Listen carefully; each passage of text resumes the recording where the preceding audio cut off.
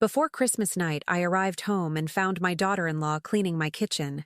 "I stopped by to help you get organized," she said with a smile. But when she went to the bathroom, my cell phone vibrated with a message from an unknown number. "Do not spend the night there. Don't forget to subscribe to the channel and comment where you're watching from." The December cold had already settled into the bones of my farmhouse when I pulled into the driveway that afternoon, 3 days before Christmas. At 70 years old, I'd learned to read the subtle signs of disturbance in my own home, the way a mother knows when her child has been in the cookie jar. The porch light was on, though I distinctly remembered turning it off that morning. My daughter-in-law Rachel's silver sedan sat parked near the barn, gleaming despite the thin layer of frost coating everything else. I felt my chest tighten, not from the cold, but from that peculiar anxiety that had been growing stronger with each of her unexpected visits over the past few months. I pushed open the front door, and the scent of lemon cleaner hit me immediately.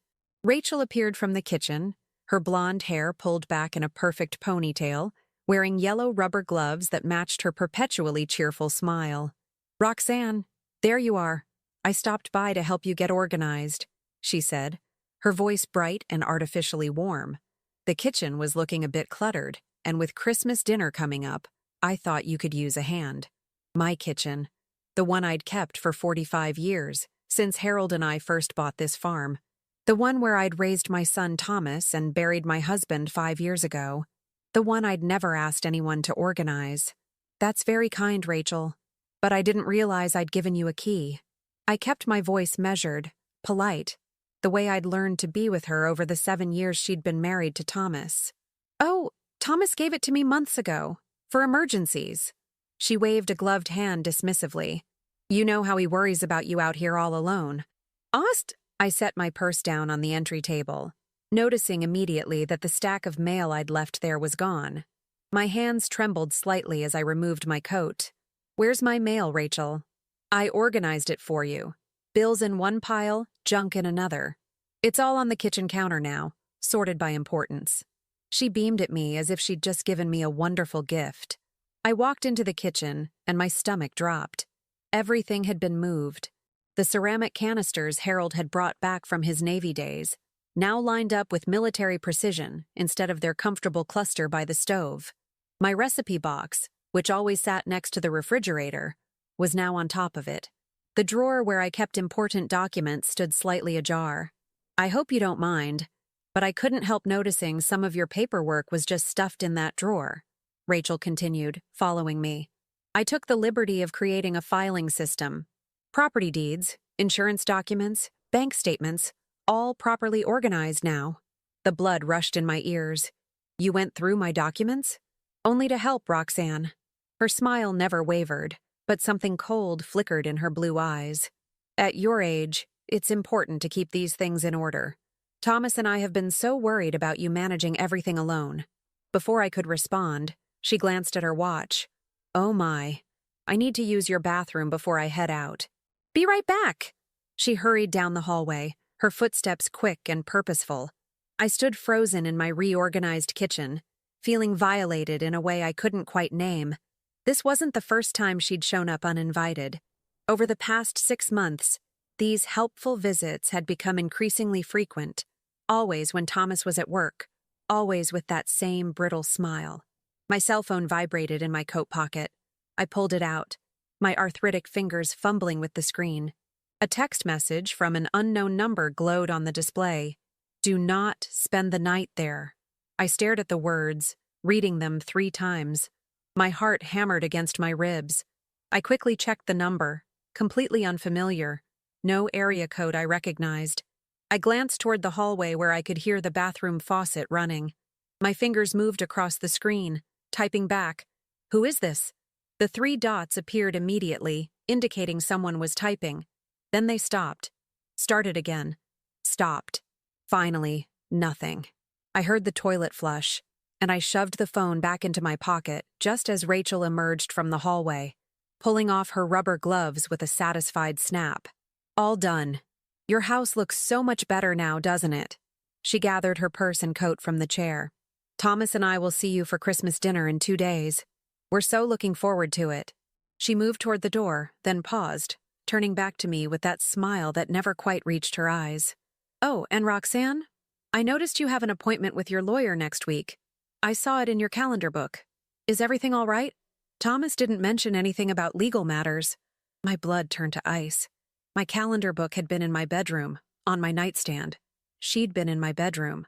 "Just routine estate planning," I managed to say, though my voice sounded strangled even to my own ears. Of course. Though if you need any help with that, you know Thomas has that friend who's a lawyer. Much more affordable than Ed Parker, I'm sure. We'd hate to see you waste money on expensive legal fees." She adjusted her scarf, her movements casual, but her gaze was sharp, calculating. "Family should help family, don't you think?" She left before I could respond, the door closing with a soft click that sounded like a threat. I stood alone in my violated kitchen, the scent of lemon cleaner now making me nauseous. My phone felt heavy in my pocket. I pulled it out again, staring at that message. Do not spend the night there. Who would send such a warning, and why? I walked slowly through my house, seeing it now with different eyes. What else had Rachel touched? What else had she seen? My bedroom door was open. I always kept it closed. Inside, my nightstand drawer was slightly askew. The drawer where I kept Harold's old service revolver, unloaded and locked, alongside his Navy papers and our wedding certificate. I opened the drawer with shaking hands.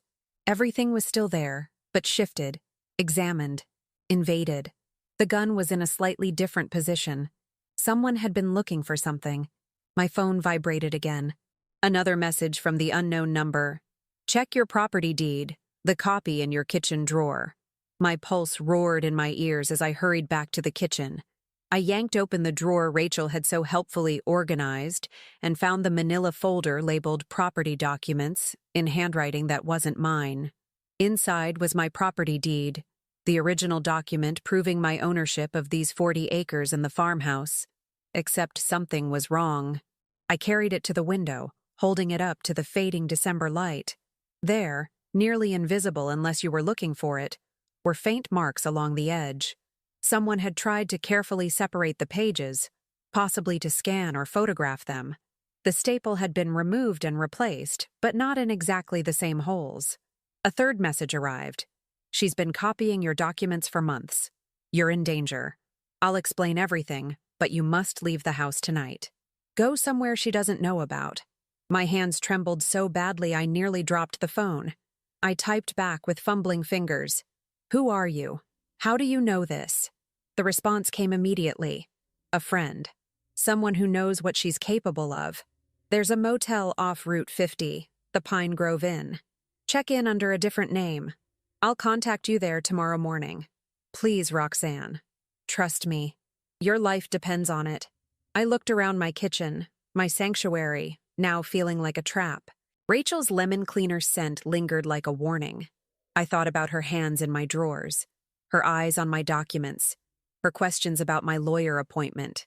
I thought about Thomas, my own son, who'd given her a key without asking me, who'd been so distant lately, so quick to suggest I might be forgetting things or getting confused.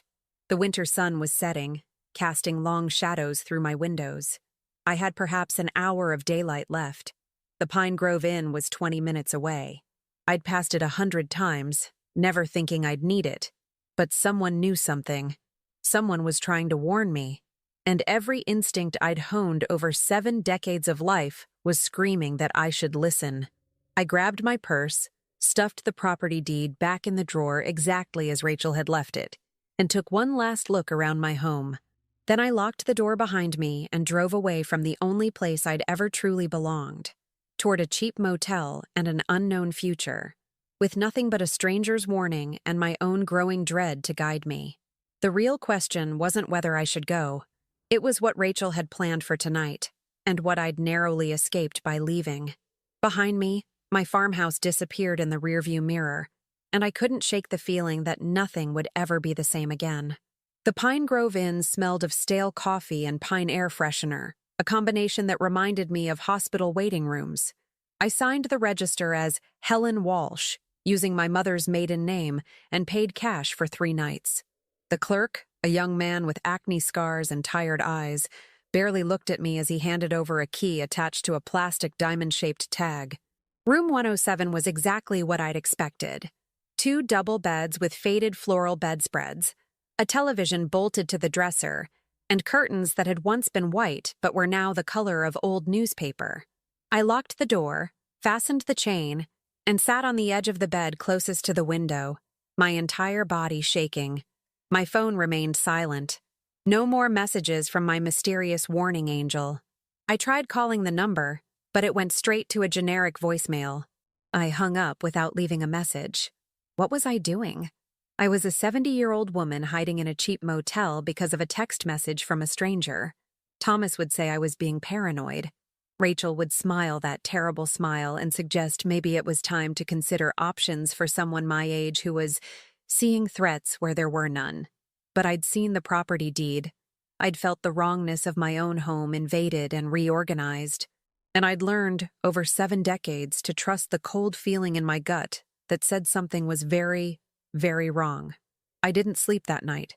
Every car door slamming, every footstep in the hallway outside, sent adrenaline shooting through my veins.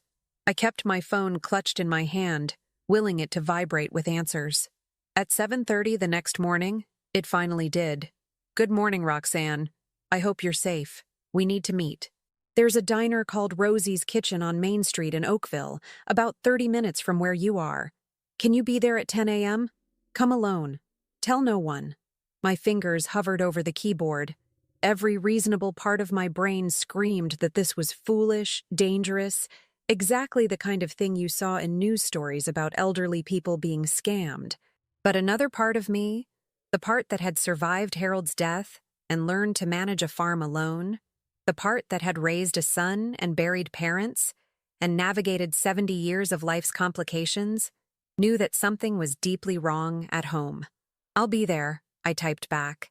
I showered in the cramped bathroom, dressed in the same clothes from yesterday, and realized I'd need to go back to the house at some point for more things. But not yet. Not until I understood what I was dealing with. The drive to Oakville took me through countryside I'd known my whole life, past farms where I'd attended weddings and funerals, past the church where Harold and I had married. Everything looked the same, but I felt like I was seeing it all through new eyes, eyes that now looked for threats in familiar places. Rosie's Kitchen was the kind of diner that had been serving the same menu since 1975. I arrived 15 minutes early and chose a booth in the back corner where I could watch the door. The waitress, a woman about my age with kind eyes, poured me coffee without asking. At exactly 10 o'clock, a woman walked through the door, and my breath caught in my throat. She was perhaps 45, with dark hair pulled into a neat bun, wearing a professional pantsuit that looked expensive. But it was her eyes that struck me. They were red-rimmed, exhausted, and filled with a kind of desperate determination I recognized in my own mirror lately. She spotted me immediately and walked straight to my booth, sliding into the seat across from me. "Roxanne," she said quietly, "thank you for coming. My name is Diana Price. I was married to Rachel's brother, Kevin." "Was?" I asked carefully. "He died 8 months ago. Car accident." Her voice was flat, emotionless, but her hands trembled as she wrapped them around the coffee mug the waitress brought over. Except it wasn't an accident. The diner suddenly felt too hot, too bright. "What do you mean?" Diana reached into her purse and pulled out a manila folder, setting it on the table between us. Kevin inherited his parents' estate 2 years ago when they died. A house, some land, about $800,000 in investments. Rachel was furious. She'd expected to inherit equally with Kevin, but their parents' will left everything to him, with just a small bequest to her. I didn't touch the folder. "I don't understand what this has to do with me." 6 months after Kevin inherited, strange things started happening. Papers going missing, documents that needed his signature showing up already signed, financial transfers he didn't authorize. He started to suspect Rachel was forging his signature, trying to get access to his accounts. He was planning to go to the police. Diana's voice cracked. Then his car went off the road. Brake failure, they said. Kevin was meticulous about car maintenance. Those brakes had been serviced 2 weeks before. "You think Rachel—" I couldn't finish the sentence. I think Rachel killed my husband for money she believed should have been hers. Diana opened the folder with shaking hands. And I think she's doing the same thing to you. Inside were photocopies of documents, bank statements, property records. I recognized some of them. They were mine. My property deed, my bank account information, my insurance policies. How did you get these? I whispered. Rachel has a home office. After Kevin died, I became obsessed, I suppose you'd call it. I needed to know if I was crazy or if my husband had really been murdered. So I waited until I knew she and Thomas would be out, and I broke into their house. Diana's laugh was bitter. Trespassing and breaking and entering. I could go to jail. But what I found? She pulled out more papers. Property transfer forms, partially filled out.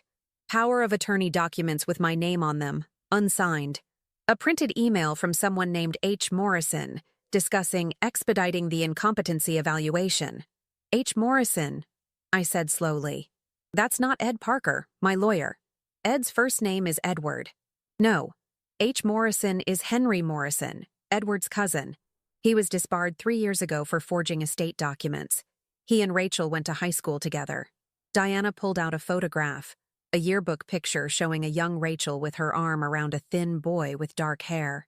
They've stayed in touch. My coffee had gone cold. I pushed it away, feeling sick. You're telling me that Rachel is planning to have me declared incompetent and steal my property? I'm telling you that Rachel has a pattern. She targets family members with assets. She isolates them, makes them seem confused or forgetful to others, manipulates documents, and eventually either gets them to sign everything over or has them declared unable to manage their own affairs.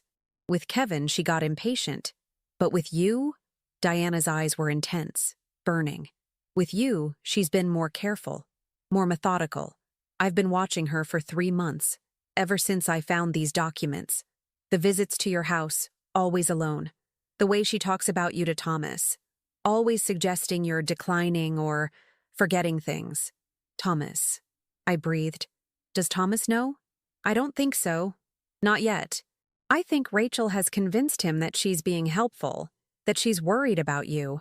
Men can be blind when it comes to their wives, especially when those wives are as good at manipulation as Rachel.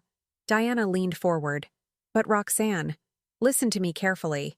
She's escalating. Last week she met with Henry Morrison at a coffee shop downtown. I followed her there. They talked for over an hour, looking at documents. Your documents. That's why you warned me not to spend the night. The pieces were falling into place, but the picture they formed was too monstrous to fully believe. I've been parked outside your property on and off for the past 2 weeks watching. Yesterday afternoon, after Rachel left your house, a man arrived.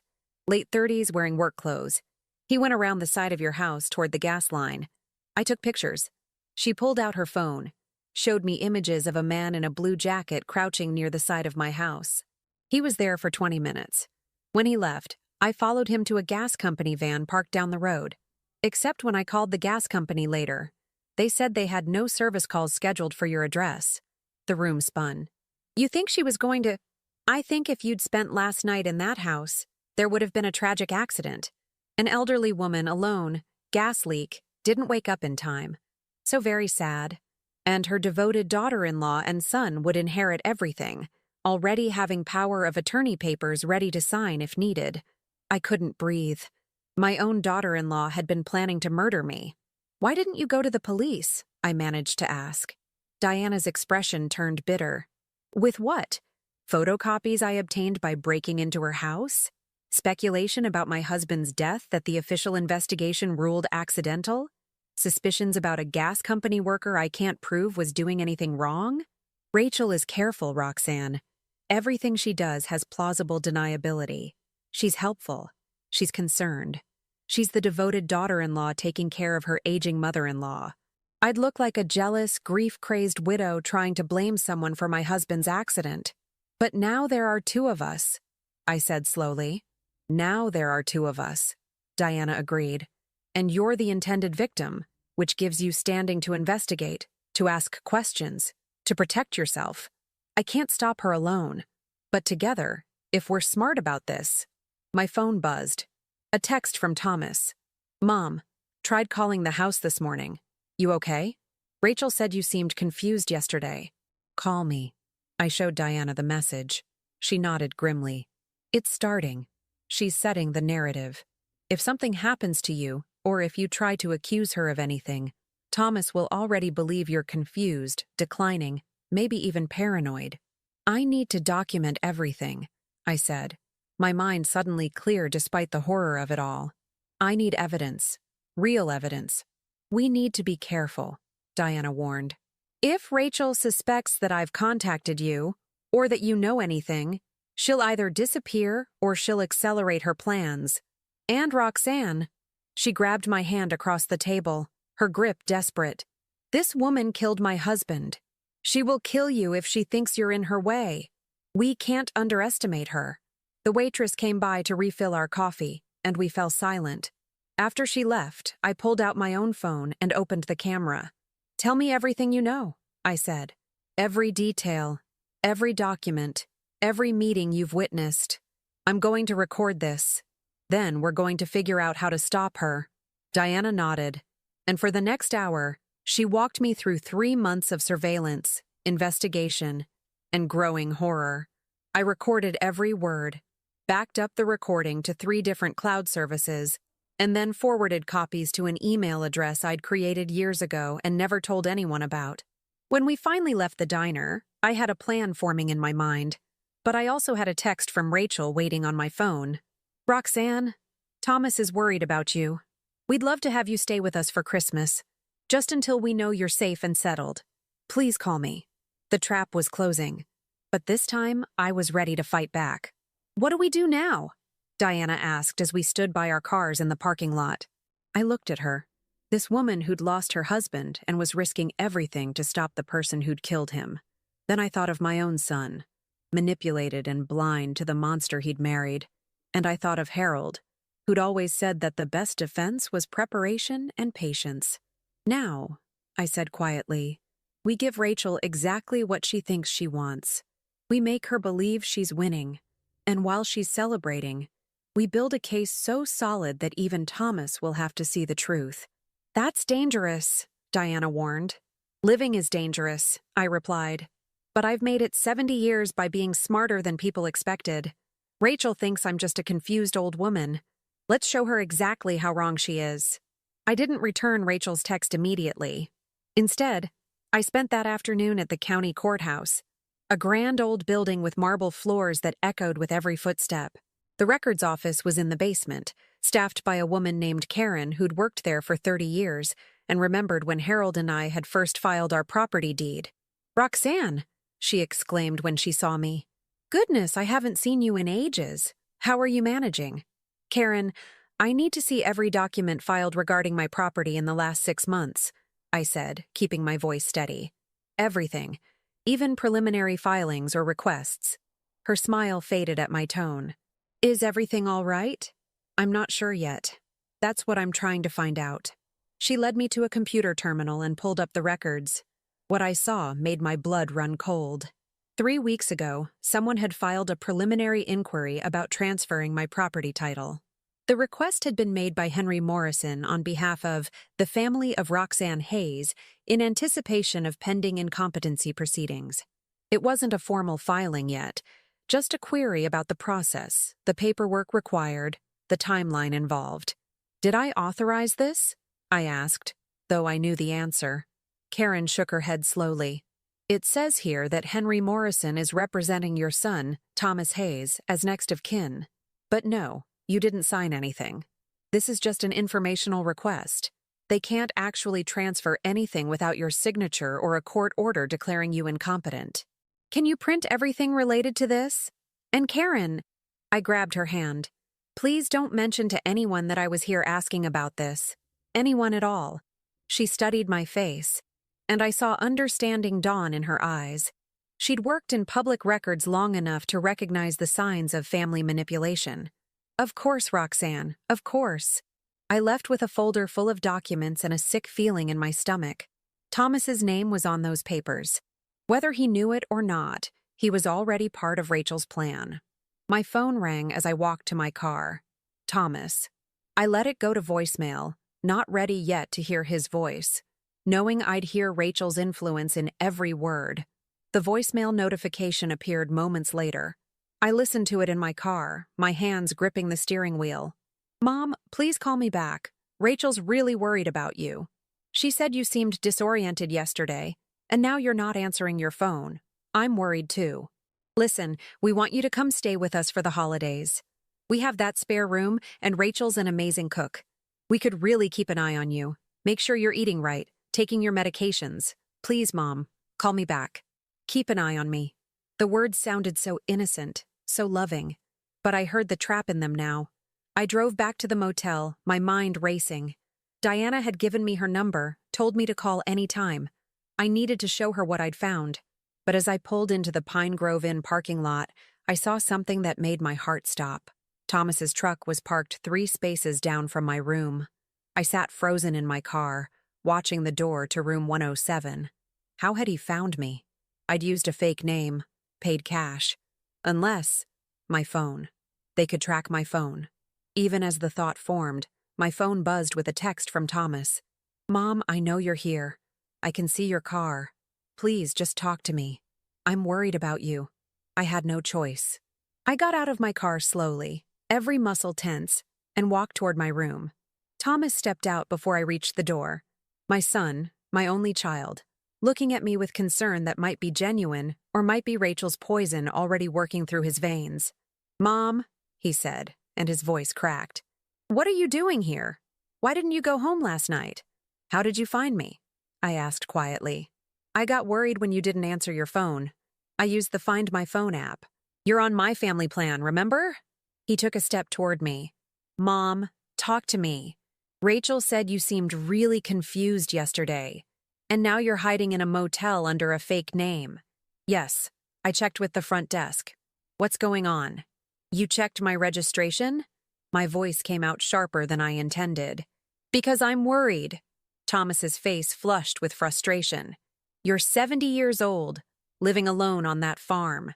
Rachel's been trying to help you, and you run away to a motel? Mom, do you understand how this looks?" There it was. The seed Rachel had planted, already taking root. I could see it in his eyes. He was questioning my judgment, my mental state. This was exactly what she wanted. "Thomas, I need you to listen to me very carefully," I began, but he interrupted. "I've been listening, Mom. I've been listening to you insist you're fine while your bills pile up and your kitchen gets cluttered, and you forget to return phone calls. Rachel's been nothing but helpful, and you treat her like she's some kind of enemy. My bills are not piling up. My kitchen was perfectly fine. And I don't forget to return phone calls. I choose not to answer sometimes." I kept my voice level, but my hands were shaking. "Thomas, has Rachel talked to you about having me declared incompetent?" His face changed just slightly. A flicker of something. Guilt, knowledge, or surprise. I couldn't tell which. "Mom, no one's trying to have you declared incompetent. But Rachel did suggest that maybe we should talk to a doctor about memory screening, just to be safe. There's no shame in it. Lots of people your age. I don't need memory screening. I need you to listen to me." I pulled out my phone, opened the recording app, but Thomas grabbed my wrist. "What are you doing? Are you recording this?" His grip was gentle but firm. "Mom, this is exactly what Rachel was talking about. This paranoid behavior. It's not normal." I jerked my hand away. "Paranoid? Thomas, did you know that Rachel's brother Kevin died 8 months ago in a suspicious car accident? Kevin's death was tragic, but it was investigated. Brake failure. It was an accident, Mom. Did you know that Kevin had inherited his parents' entire estate, and that Rachel was furious about being left out of the will? Did you know that he was planning to go to the police because someone was forging his signature on financial documents?" Thomas's expression hardened. "Where are you getting this information? Who have you been talking to?" "Diana Price, Kevin's widow. That woman is mentally unstable." Thomas's voice rose. "She's been harassing Rachel for months, making wild accusations. Rachel's been terrified of her. We almost filed a restraining order." My heart sank. Of course Rachel had gotten ahead of this too. She'd already discredited Diana in Thomas's eyes, made her seem like a crazy, grieving widow. Thomas, please. Just look at these documents. I pulled out the folder from the courthouse. Henry Morrison filed an inquiry about transferring my property, using your name. Did you authorize that? He took the papers reluctantly, and I watched his face as he read. Confusion flickered across his features, then cleared into something that looked like relief. Mom, I know about this. Rachel showed me. Henry is helping us understand the legal process for if, and only if, something happened to you. It's called estate planning. It's responsible. Rachel's father had dementia, and his family wasn't prepared. She doesn't want us to be caught off guard if you start to decline. If I start to decline? My voice shook. Thomas, I'm not declining. I'm being set up. Listen to yourself. He ran his hands through his hair, looking genuinely distressed. You're hiding in motels, accusing Rachel of conspiracy, claiming that a legal inquiry about estate planning is somehow sinister. Mom, you sound paranoid. You sound exactly like someone who needs help. And there it was. The trap had closed perfectly. Anything I said to defend myself would only sound like more proof that I was losing my mind. Does Rachel know you're here? I asked quietly. I called her when I tracked your phone. She's on her way. She wants to help, Mom. We both do. You called her? I felt the walls closing in. Thomas, you have to trust me, please. Just give me 3 days. 3 days to prove that I'm not paranoid, that I'm not confused. Can you do that? 3 days for what? To show you the truth about who you married. His face went cold. That's enough. Rachel is my wife. She's been nothing but patient with you. Nothing but kind, and you're treating her like a criminal. I think maybe you do need to come stay with us, just for a little while, until we can get you seen by a doctor. And if I refuse, then I'll have to take legal steps to make sure you're safe. Mom, I don't want to do that. But if you're not capable of making sound decisions anymore, I am perfectly capable, I said. But my voice sounded weak even to my own ears. A silver sedan pulled into the parking lot. Rachel. She got out of the car, her face a perfect mask of concern as she hurried toward us. Roxanne! She reached out as if to embrace me, but I stepped back. Her expression shifted. Hurt, wounded. A perfect performance. Oh, Roxanne. We've been so worried. Thomas told me you were here and I just had to come make sure you were all right. I'm fine, Rachel. You can both leave now. Mom, Thomas said, his voice heavy with false patience. We're not leaving you here alone. Rachel pulled out her phone, and I saw her fingers moving across the screen. Thomas, maybe we should call Dr. Brennan. He could do a house call just to check on Roxanne. Make sure she's okay. I don't need a doctor. My voice was rising and I hated how it made me sound. Shrill, irrational, exactly like someone who wasn't okay. See, this is what I've been telling you, Rachel said softly to Thomas, as if I wasn't standing right there. The aggression, the paranoia, these are classic signs. Classic signs of what? I demanded. She turned to me with those cold eyes hidden behind a mask of compassion. Of cognitive decline, Roxanne. Of someone who needs help but doesn't recognize it. It's very common at your age. My age? I laughed, but it came out bitter. You mean old enough to be vulnerable? Old enough to be manipulated and murdered for property? Thomas's face went pale. Mom, stop. You need to stop right now. She killed Kevin. The words exploded out of me. She killed her own brother for inheritance money, and now she's trying to do the same thing to me. Rachel's eyes widened, and tears, actual tears, began streaming down her face. Thomas, I can't do this anymore. She's getting worse. What if she becomes violent?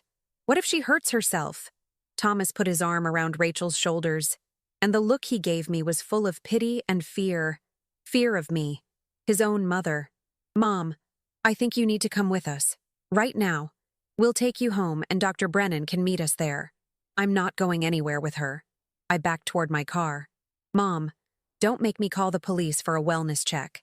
Thomas's voice was gentle but firm. Please, just come with us. Let the doctor examine you. If you're fine, then you're fine. But if you're not? My phone vibrated in my pocket.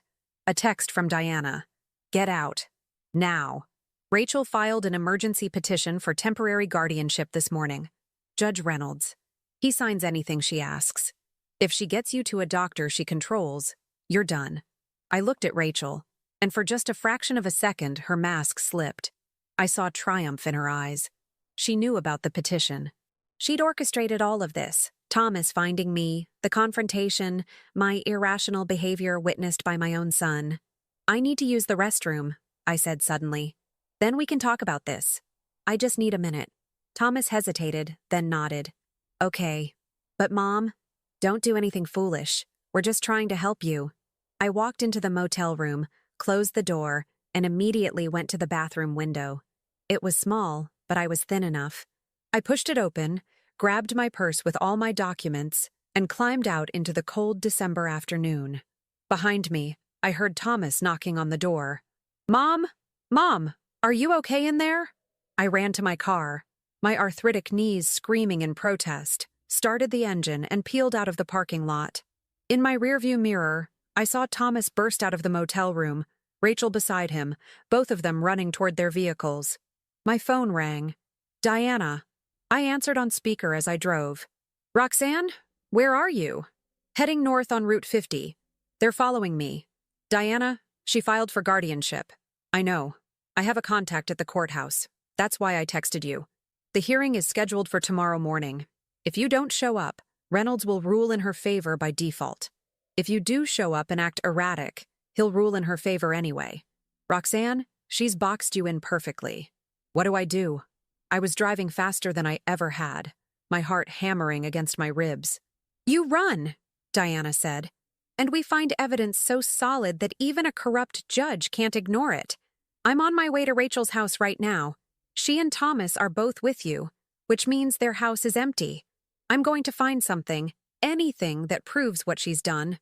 But Roxanne, you have to stay free long enough for me to find it. Diana, breaking into her house again.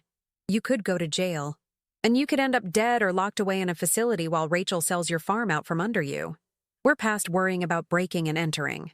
Her voice was fierce. This woman killed my husband. I'm not letting her kill you too. The line went dead.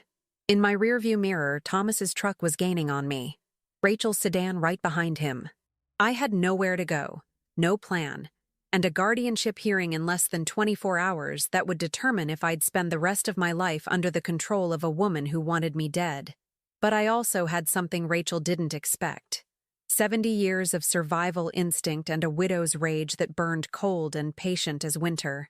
The chase had begun, and only one of us would still be standing when it ended. I drove for 20 minutes before I realized I had no destination. Every turn took me deeper into countryside I'd known my whole life, but it all looked foreign now, threatening. Thomas's truck had fallen back. Either he'd lost me in the maze of rural roads, or he was calling in reinforcements. My phone rang again. Not Diana this time, but a number I didn't recognize. Against my better judgment, I answered. Mrs. Hayes? A man's voice, professional and cold. This is Officer Derek Mitchell with the County Sheriff's Department. Your son Thomas has reported you as a vulnerable adult who may be experiencing a mental health crisis. He's concerned for your safety and the safety of others on the road. Ma'am, I need you to pull over and tell me your location.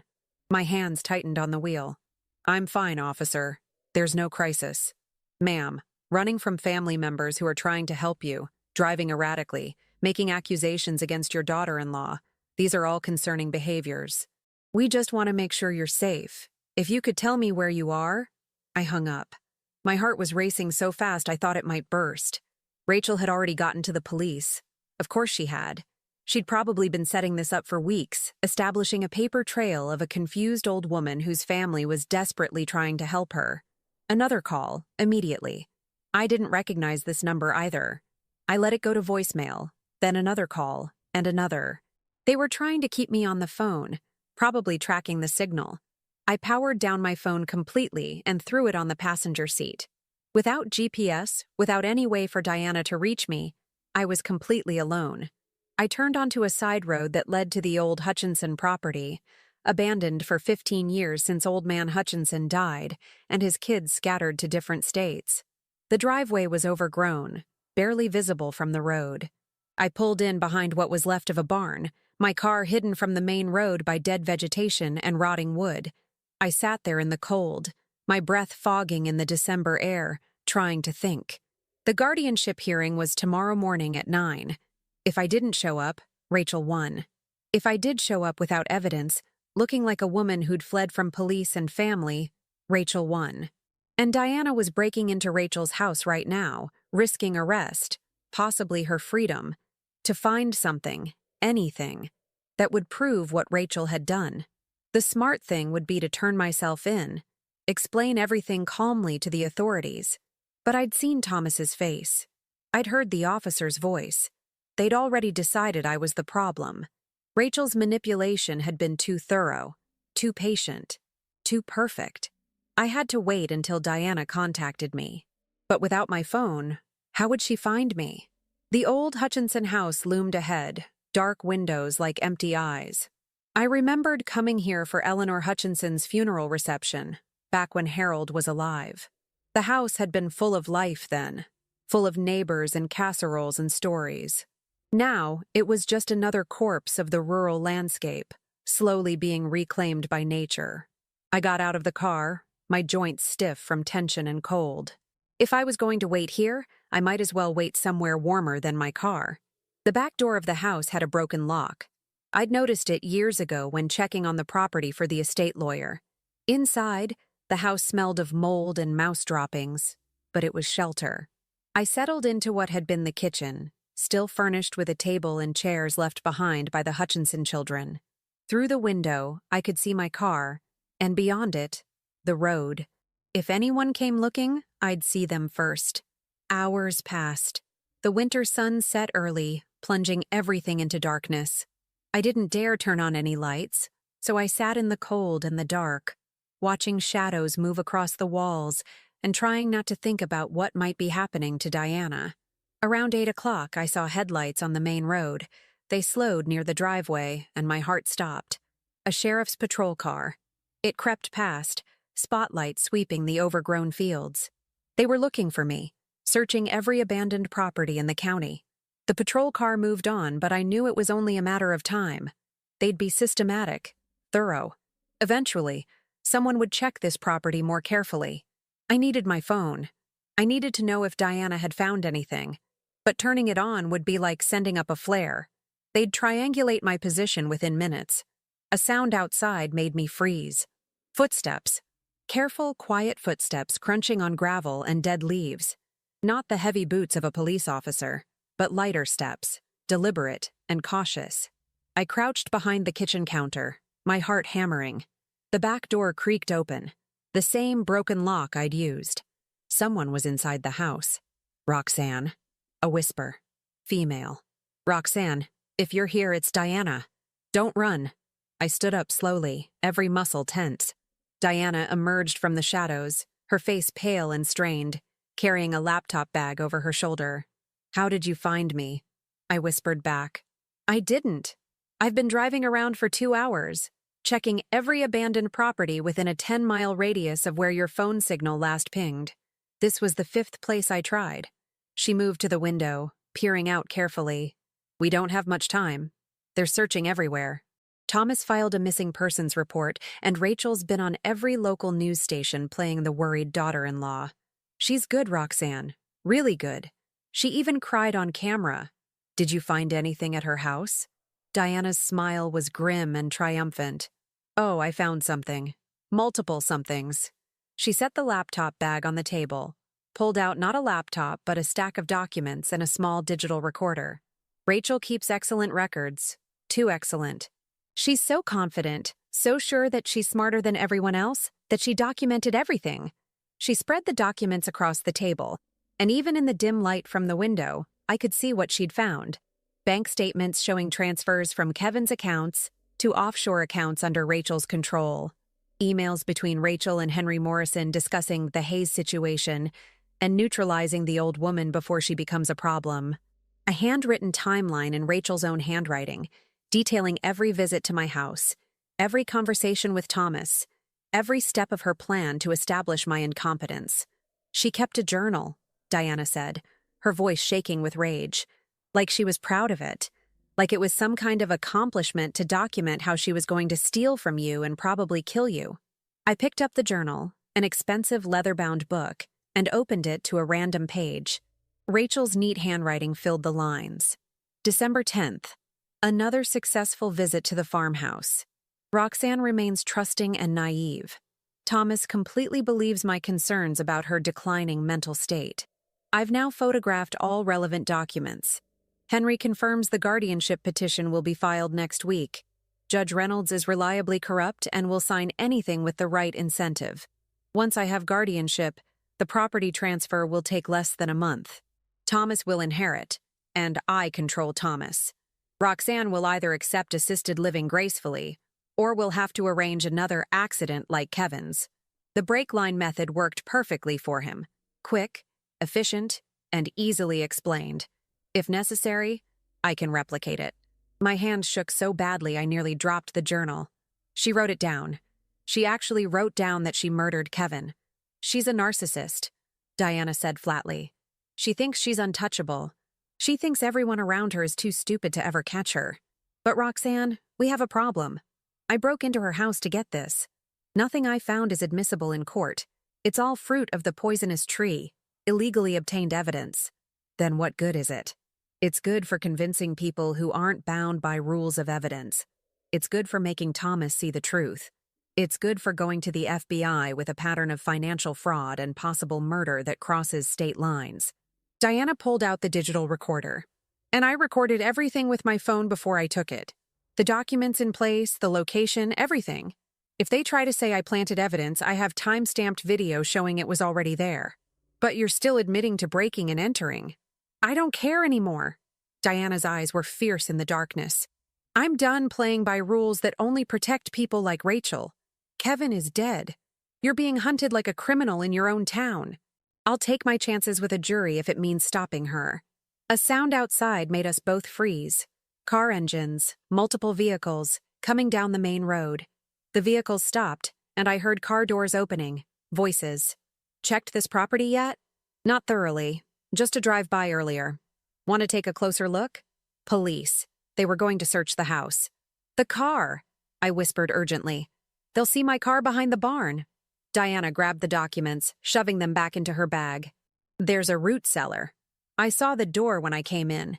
Old houses like this always have them. We found it in the corner of the kitchen, a trap door hidden under a rotting rug. Diana pulled it open, revealing stone steps leading down into darkness. I climbed down first, my old knees protesting every step, and Diana followed, pulling the trapdoor closed above us just as we heard the back door crash open. Sheriff's Department. If anyone's in here, make yourself known. We stood in absolute darkness, pressed against cold stone walls that smelled of earth and decay. I could hear footsteps above us, multiple sets of boots walking through the house. Check every room. Old lady's car has to be around here somewhere. Why are we even looking for her? Son said she's just confused, not dangerous. Daughter-in-law seems to think she might hurt herself. Besides, it's better to find her before she freezes to death in one of these old buildings. They were being careful, thorough. I heard them opening closets, checking rooms, their flashlights sweeping across floors and ceilings. Then one of them said, "Hey, what's this rug doing here? Everything else in this place is covered in dust, but this rug's been moved recently." My heart stopped. Diana's hand found mine in the darkness, squeezing tight. Probably just a raccoon or something dragging it around. These old places are full of animals. Yeah, but look, there's a crack in the floor under it. Like a door or something. Footsteps approached directly above us. The rug was pulled away, and I heard one of them kneel down.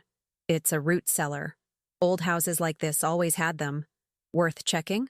A pause that lasted a lifetime. Then, nah. If she's 70 years old, she's not climbing down into any root cellars. Let's check the barn. Cars probably hidden out there somewhere. The footsteps retreated. We heard them go outside, heard them searching the barn and finding my car. Their radios crackled. We've got her vehicle. Silver Honda Civic, license plate matches. She's on foot somewhere nearby.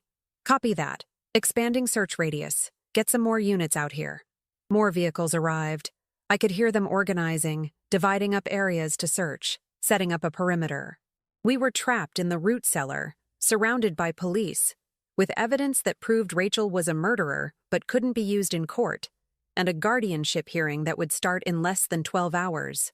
Diana leaned close, whispering directly into my ear. We wait until they move the search outward. Then we take my car and drive straight to the FBI field office in Richmond. It's 2 hours away. We show them everything, tell them everything, and let them investigate properly. They'll arrest you for breaking and entering. I know, but they'll also have to investigate Rachel.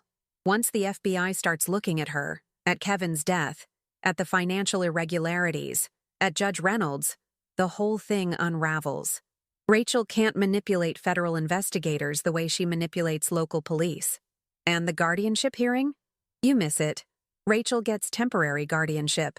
But it won't matter, because by tomorrow afternoon, she'll be under federal investigation for murder and fraud. Temporary guardianship means nothing if the guardian is arrested. It was a terrible plan. It meant letting Rachel win, at least temporarily. It meant Diana would face criminal charges. It meant I'd be declared incompetent, even if just for a few days or weeks. But it was the only plan we had.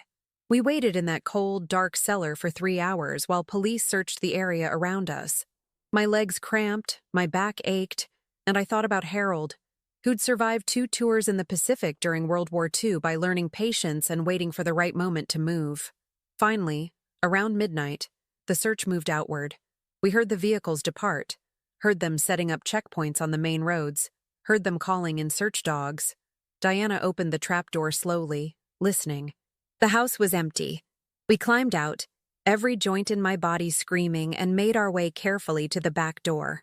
Diana's car was parked a 1/4 mile away, hidden in a stand of trees. We walked through the darkness, avoiding roads, moving slowly so we wouldn't make noise. It took 30 minutes to reach her car, and by the time we got there, I was shaking with exhaustion and cold. But we'd made it. We had evidence. We had a plan. Diana started the car and pulled out onto a back road that would eventually connect to the highway. In 2 hours, we'd be at the FBI office. In 3 hours, Rachel's perfect plan would start to crumble. "Roxanne," Diana said as we drove, "when this is over, when Rachel is in prison and you have your life back, what will you do?" I thought about my farmhouse, violated and reorganized. I thought about Thomas, manipulated and blind. I thought about 7 decades of life that had taught me one essential truth. Survival isn't about strength or youth. It's about patience, wisdom, and refusing to let cruelty win. "I'm going to forgive my son," I said quietly, "and then I'm going to make sure he understands exactly how close he came to helping murder his own mother. Not because I want him to suffer, but because he needs to learn that love without discernment is just another word for enabling." Diana nodded. "Good. He deserves to live with that knowledge." Behind us, the lights of search vehicles swept the darkness. Ahead of us, somewhere in the distance, was justice. We just had to survive long enough to reach it. We never made it to Richmond. 20 miles from the FBI field office, Diana's phone rang. She glanced at the screen and her face went white. "It's my lawyer," she said, pulling over to the shoulder. "I didn't tell him I was doing this tonight. He shouldn't be calling at 2 in the morning unless—" She answered on speaker. "Robert? Diana? Where are you?" The lawyer's voice was urgent, professional worry bleeding through. "The police just left my house. They have a warrant for your arrest. Breaking and entering, theft, stalking. Rachel Hayes filed charges an hour ago. She says you broke into her home and stole personal property." "How did she know?" Diana's voice shook. "How did she know I was there? She was chasing Roxanne with Thomas. She couldn't have been home." "Security cameras, Diana. Rachel had security cameras installed throughout her house last month. She has footage of you breaking in, going through her office, taking documents. She's claiming you're obsessed with her, that you've been harassing her since Kevin died, and that you're now involving Mrs. Hayes in your delusions." My stomach dropped. Of course Rachel had cameras. She'd probably installed them specifically for this, knowing Diana was watching her, waiting for Diana to make exactly this mistake. "Robert, the documents I took prove she murdered Kevin. They prove she's trying to steal Roxanne Hayes' property. We were bringing them to the FBI. Diana, listen to me very carefully. Robert's voice was firm. Those documents are inadmissible. Anything you found is fruit of the poisonous tree. You've made any prosecution against Rachel much more complicated because now her lawyers will argue you planted evidence, tampered with files, and fabricated documents out of grief and obsession, and a judge may refuse to use anything that can't be independently verified. You've played right into her hands. The phone slipped from Diana's fingers. I picked it up. "Mr. Brennan?" I said. "This is Roxanne Hayes. What Diana is saying is true. Rachel has been planning to— Mrs. Hayes, with all due respect, I'm not your lawyer and I can't advise you. But I will say this. The guardianship hearing is in 7 hours. If you're not there, Judge Reynolds will grant Rachel temporary guardianship by default. If you are there, with Diana Price, who's now a wanted fugitive accused of stalking Rachel, you'll look exactly like what Rachel has been telling everyone you are. A confused elderly woman who's been manipulated by a mentally unstable widow. Then we've lost," I said quietly. "Not necessarily. Go to the hearing, go alone. Act calm, rational, and competent. Bring your own lawyer. Do you have one?" "Ed Parker." "Good. Ed's solid. Tell him everything. Show him what Diana found, and let him decide how to proceed. He might be able to introduce some of it as evidence if he can establish an independent basis for suspicion. But Diana needs to turn herself in, and you need to separate yourself from her right now, or Rachel wins everything." The line went dead. Diana was crying silently, her hands gripping the steering wheel so hard her knuckles were white. "I'm so sorry," she whispered. "I've ruined everything. I thought I was being careful. I thought—" "You were brave," I said firmly. "And you were right. Rachel did document everything. The evidence exists. We just have to find another way to use it. There is no other way. Robert's right. I've destroyed any legal case against her." I sat back in my seat, my mind racing. 7 hours until the hearing. Diana facing arrest. Evidence that proved everything but couldn't be used in court. Thomas believing his wife over his mother. Rachel so close to winning she could taste it. And then, like Harold's voice whispering from memory, I heard it. "The best victories are the ones your enemy hands you herself." "Diana," I said slowly, "does Rachel know we're together right now?" "I don't know. Maybe. The police know my car. They probably have an APB out for it. But Rachel doesn't know we're heading to the FBI. As far as she knows, we're just running. Hiding. So? So she thinks she's won. She has you facing arrest. She has me looking like a fugitive. She has the guardianship hearing this morning, where I'll either not show up or show up looking desperate and irrational. She's so confident right now that she's probably not being careful anymore." Diana turned to look at me. "What are you thinking?" "I'm thinking that narcissists make mistakes when they think they've already won. I'm thinking that Rachel has spent months building a careful facade, but now that she's this close to victory, she might let that facade slip." I pulled out my phone, still powered off to avoid tracking. "I need you to take me somewhere. Somewhere Rachel won't expect." "Where?" "The courthouse. Right now, before the sun comes up. Ed Parker lives 3 blocks from the courthouse. We wake him up, show him everything Diana found, and let him start building a legal strategy. Then you turn yourself in, but you do it through Ed, with a statement prepared, with everything documented properly. That doesn't solve the admissibility problem. No, but it does something else. It forces Rachel to respond. If we're at the courthouse at dawn, if Ed files emergency motions, if we make noise instead of hiding, Rachel has to react.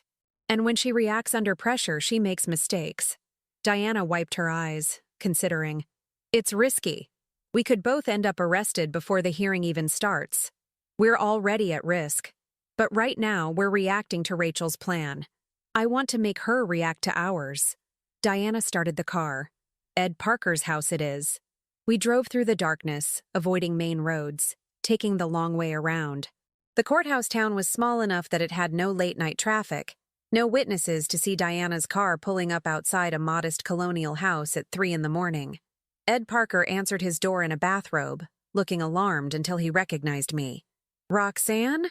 What in heaven's name? Ed, I need you to listen very carefully, and I need you to believe me even though everything I'm about to tell you sounds insane. We sat in his kitchen for 2 hours. I told him everything while Diana showed him every document, every page of Rachel's journal, every piece of evidence.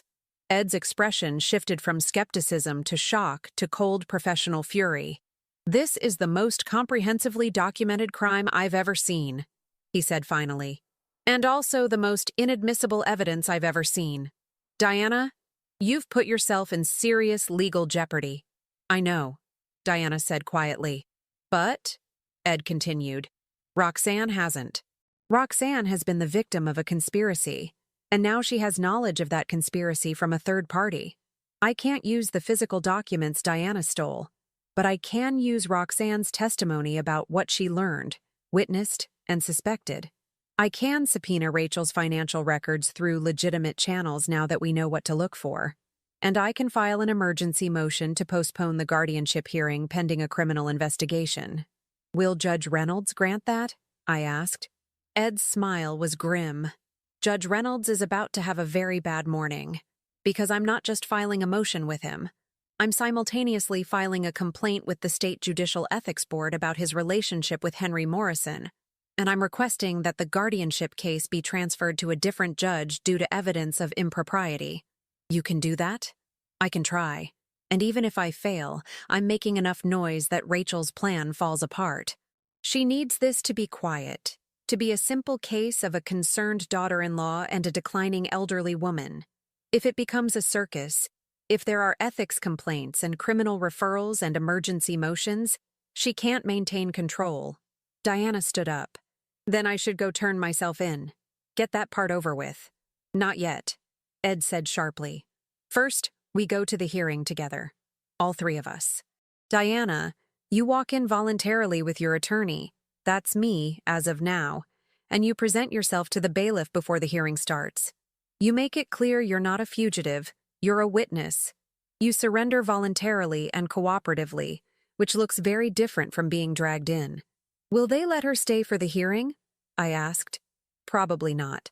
But the point isn't for Diana to testify. The point is for Rachel to see her there, calm and represented, not panicking.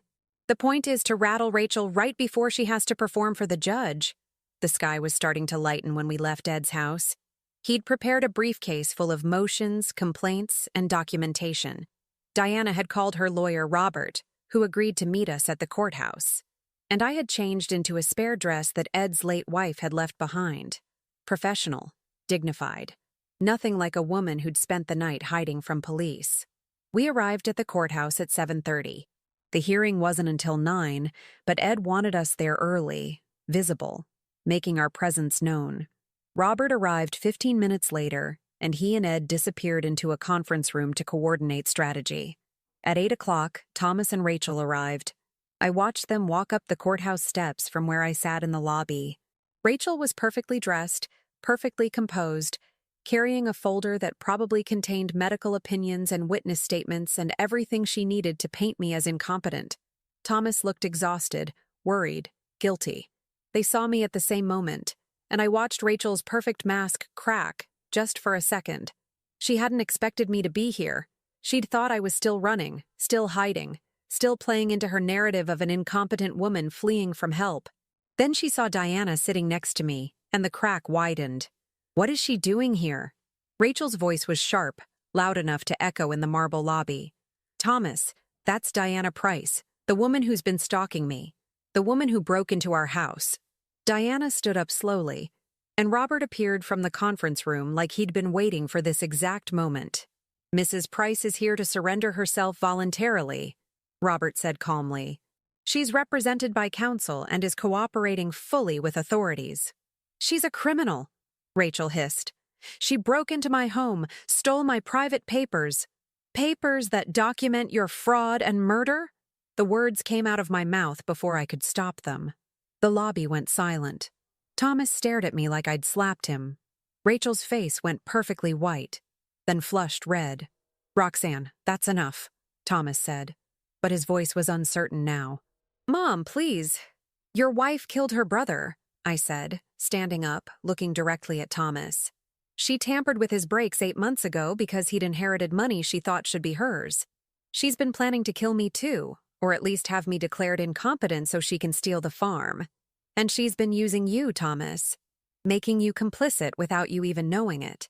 She's delusional, Rachel said to Thomas, but her voice was shaking now. This is exactly what I've been telling you. She's paranoid, I have your journal, Rachel. Diana's voice cut through the lobby like a knife. The one where you wrote about Kevin's brake lines. The one where you planned Roxanne's accident. The one where you documented every step of your fraud. Rachel turned to Diana, and for a moment, the mask fell away completely. What I saw in her eyes was pure, cold rage. That journal was in my private home. You had no right? I had every right to find out who killed my husband. Diana's voice was steady, certain. And now everyone else will too. This is insane. Rachel turned to Thomas, grabbed his arm. Thomas, you can't believe this. Your mother is sick. Diana is obsessed. They've constructed this whole fantasy. But Thomas was staring at Rachel now, and I saw something shifting in his expression. Doubt. The first crack in his certainty. Rachel, he said quietly, do you have a journal? Yes, but it's just personal thoughts, Thomas. Nothing. What does it say about my mother? Rachel's mouth opened and closed. She looked around the lobby, at me, at Diana, at the growing crowd of lawyers and courthouse staff who'd been drawn by the confrontation. It says that I've been trying to help her, Rachel said finally. That's all. Thomas, please, you have to trust me. But he'd let go of her arm. He was looking at her now, the way he should have been looking at her for months, with suspicion, with questioning, with the beginning of understanding. Ed emerged from the conference room with Judge Reynolds, who looked pale and angry. Behind them was another man I didn't recognize, wearing a suit that marked him as federal law enforcement. Mrs. Hayes? Mrs. Price? The federal agent stepped forward. I'm Special Agent Dennis Baker with the FBI. We'd like to speak with both of you about allegations of fraud, forgery, and conspiracy to commit murder. Rachel's face went perfectly blank. I want a lawyer. That's your right, Agent Baker said calmly. But I should inform you that we've already obtained warrants to examine the financial records of you, Henry Morrison, and Judge Reynolds. We've also obtained warrants to exhume Kevin Price's body for re-examination. And we've been in contact with the manufacturer of the vehicle, Mr. Price was driving when he died. They're very interested in examining what's left of the brake system. This is harassment, Rachel said, but her voice had no strength behind it. I haven't done anything wrong. Then you'll have no problem answering our questions. Agent Baker gestured toward the conference room. Shall we? Thomas stood frozen, watching his wife walk away between federal agents. Then he turned to me, his face crumbling. Mom, Not now, I said quietly. Right now, we have a guardianship hearing to cancel. Ed stepped forward. Actually, Judge Reynolds has recused himself from the case. The hearing has been postponed pending the outcome of the federal investigation. Roxanne, you're free to go home. Home. My violated farmhouse, my reorganized kitchen, my invaded sanctuary. But it was mine, and it would be mine again fully once this was over. I looked at Thomas, at my son who'd chosen his wife over his mother, who'd been so easily manipulated because he wanted to believe in love and partnership and trust. Come to the farm tomorrow, I told him. We need to talk, but not today. Today, you need to sit with what you almost did, what you almost helped her do to me. His face crumpled completely, tears streaming down his cheeks. Mom, I'm so sorry. I didn't know. I swear I didn't. I know you didn't. That's what scares me. I touched his face gently, the way I had when he was a child. Love isn't enough, Thomas. Wisdom matters too. Discernment matters. And you have to learn that before it costs you everything. I walked out of the courthouse with Diana beside me, into the cold December morning. Behind us, Rachel's perfect plan was collapsing into handcuffs and federal charges, and the slow grinding wheels of justice. But I'd survived. I'd outsmarted her. Not with strength or youth or violence, but with patience and preparation and the hard-earned wisdom of 70 years. What happens now? Diana asked. Now, I said. We go home and wait for the truth to finish revealing itself, and then we rebuild what she tried to destroy. 3 weeks later, I stood in my kitchen on a gray January morning, making coffee the way Harold had taught me 45 years ago. The ceramic canisters were back in their comfortable cluster by the stove. My recipe box sat next to the refrigerator where it belonged. The drawer that had been organized by Rachel now held my documents in my own system, chaotic perhaps to outside eyes, but perfect for me. The lemon cleaner smell was gone, replaced by the scent of fresh paint. I'd repainted the kitchen myself over the course of a week, covering every wall Rachel had touched, reclaiming every surface she'd invaded.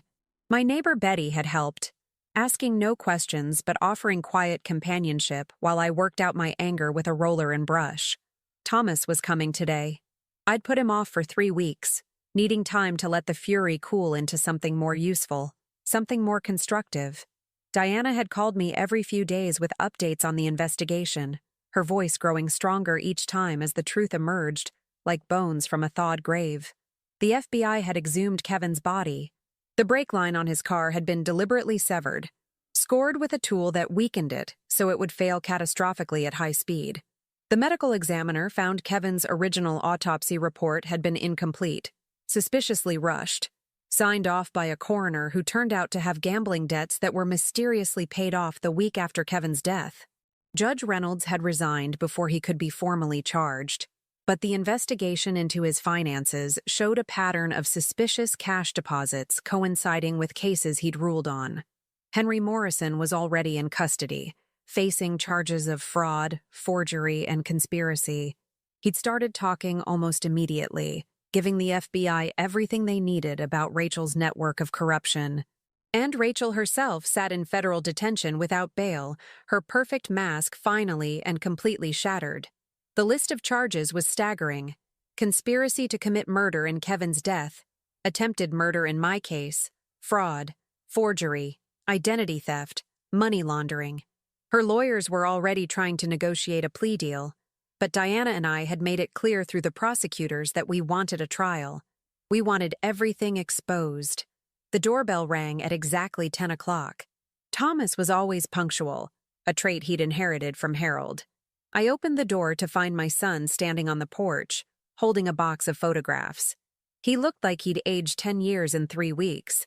His eyes were hollow, his face drawn, and when he met my gaze, I saw something I'd never seen before in Thomas. Complete and utter brokenness.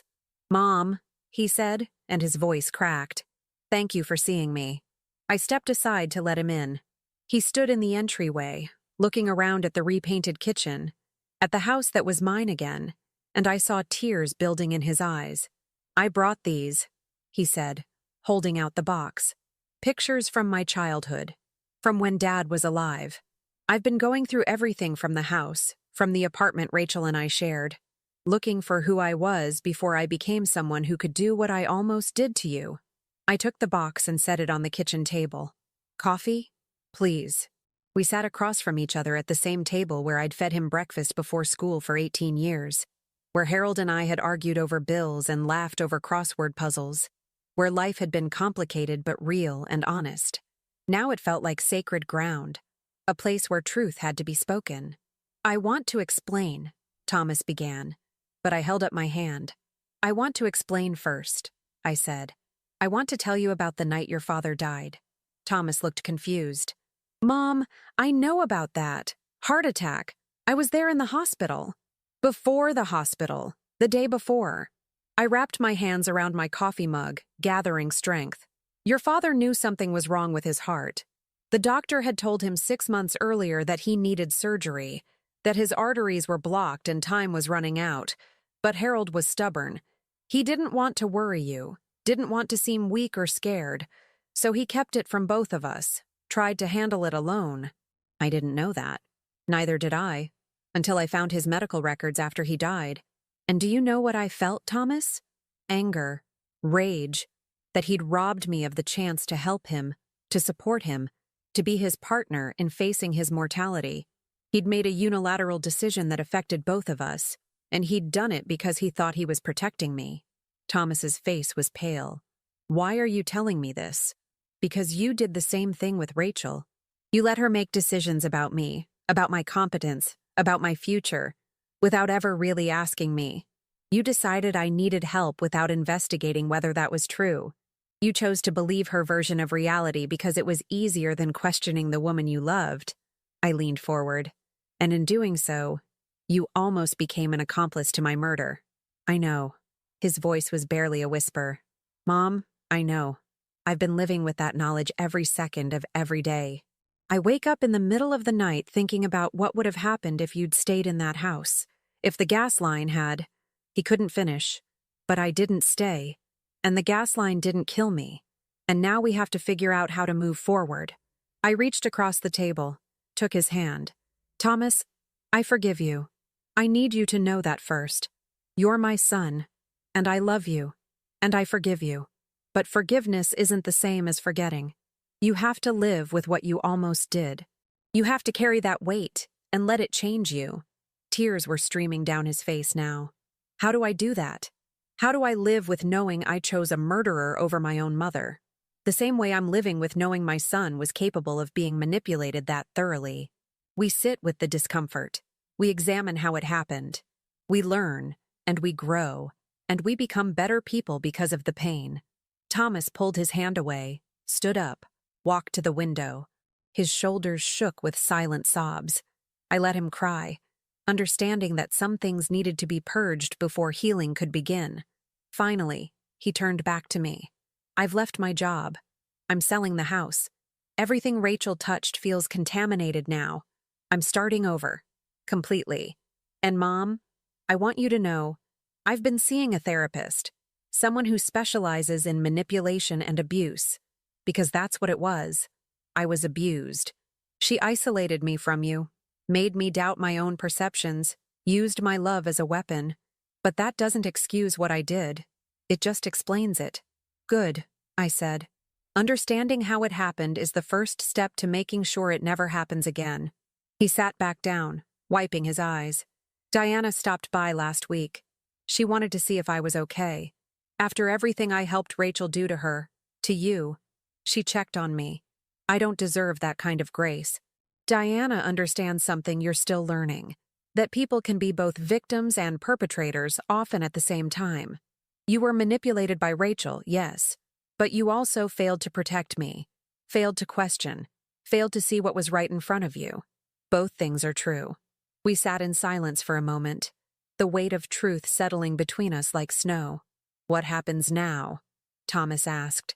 With Rachel's trial? With everything? Now we testify. Diana and I will tell our stories, and the jury will decide. The prosecutors are confident. They have the journal, the financial records, the testimony from Henry Morrison. Kevin's body provided physical evidence of the brake line tampering. The gas company worker who came to my house turned out to be an ex-convict Rachel hired through a friend. He's cooperating too. The case is solid. She's going to prison. For a very long time, if justice works the way it should. I paused. Does that bother you? Thomas thought about it. Really thought. And I was proud of him for not giving me an easy answer. It bothers me that I loved her, he said finally. It bothers me that I can't reconcile the woman I thought I knew with the monster she actually was. But no, I don't think she should avoid consequences. She killed Kevin. She tried to kill you. She destroyed so many lives for money and property and control. She needs to be stopped. That's a mature answer. I don't feel mature. I feel like a fool. Fools don't learn from their mistakes. You're learning. That makes you human, not foolish. The doorbell rang again. Through the window, I could see Diana's car in the driveway. I invited her to join us, I said to Thomas. I hope that's all right. He nodded, looking nervous. When I opened the door, Diana stood there holding a casserole dish, looking uncertain. I made too much lasagna, she said, the lie obvious and kind. Thought you might want some. Come in, I said, and she did, stepping into my kitchen and setting the dish on the counter. Thomas stood up, facing her awkwardly. Diana, I don't know what to say. I'm sorry doesn't seem like enough. It's not enough, Diana agreed. But it's a start. And Roxanne asked me to come today because she thinks we need to talk, all three of us. We're connected now by what Rachel did. We're survivors of the same monster. We can either let that connection be defined by trauma, or we can choose to let it become something else. Like what? Thomas asked. Like family, I said quietly. Not the family we're born into, but the family we choose. The family built on truth and survival and mutual understanding. Diana pulled out a chair, sat down at the table. Thomas sat back down too. And I poured 3 cups of coffee, feeling something shift in the air. Something broken beginning to heal. Something lost beginning to be found. Kevin would have liked you both, Diana said suddenly. He was kind, like Roxanne. And he was earnest, like Thomas. He believed in people, trusted them, thought the best of them. That's what got him killed. I won't make that mistake again, Thomas said. Don't overcorrect, I warned. Don't become cynical and suspicious of everyone. Rachel was an aberration, a predator who learned to mimic normal human emotion. Most people aren't like her. Most people are just flawed and complicated and trying their best. How do you tell the difference? Thomas asked. How do you know who to trust? I thought about Harold, about 40 years of marriage built on questions and conversations and the constant work of truly knowing another person.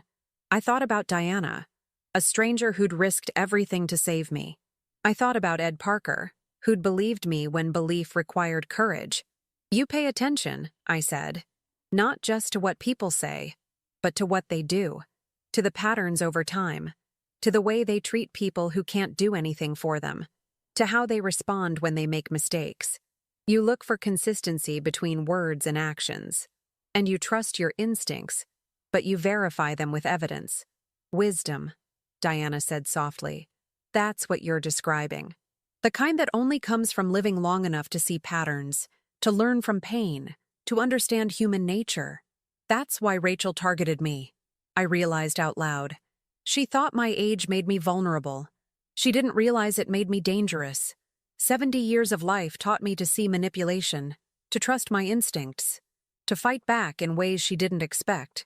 Thomas smiled, the first real smile I'd seen from him in weeks. She thought you were a helpless old woman. She had no idea who she was dealing with. No one does, Diana agreed. That's the advantage of being underestimated. We talked for hours that day, about Kevin and Harold, about grief and rage, about the long process of healing and the longer process of learning to trust again. When Diana left, she hugged both Thomas and me, and I felt the beginning of something real between the three of us, not forgetting what had been done, but choosing to move forward together. Thomas lingered after Diana left, looking around my kitchen one more time. Mom, I know I can't undo what I did, but I want to spend the rest of my life proving that I've learned from it. Can I help you with anything? The farm? The house? Anything you need? I thought about it. Part of me wanted to say no, to prove I didn't need him. But that would be pride, not wisdom. And wisdom meant accepting help when it was genuinely offered, while maintaining boundaries and independence. Come back next week, I said. Help me repair the fence by the north pasture. Harold and I built it together and it needs work. We'll rebuild it together and we'll talk while we work. That's how you can help. He nodded, understanding the metaphor. I'll be here. After he left, I stood alone in my kitchen, my sanctuary restored, my life reclaimed. Through the window, I could see the winter fields stretching toward the horizon, dormant but not dead, waiting for spring to bring renewal. Rachel had tried to steal this from me. She'd tried to steal my home, my property, my dignity, my very life. But she'd failed, because she'd made the fundamental mistake of confusing age with weakness, wisdom with confusion, patience with passivity. I was 70 years old, and I'd just defeated a murderer without ever raising my voice or my fist. I'd done it with intelligence, preparation, and the kind of cold determination that can only be forged in the fires of a long life well lived. The farm was mine, the house was mine, my future was mine, and I'd earned every moment of it. Now tell me, what would you have done if you were in my place? Let me know in the comments. Thank you for watching, and don't forget to check out the video on your screen right now. I'm sure it will surprise you.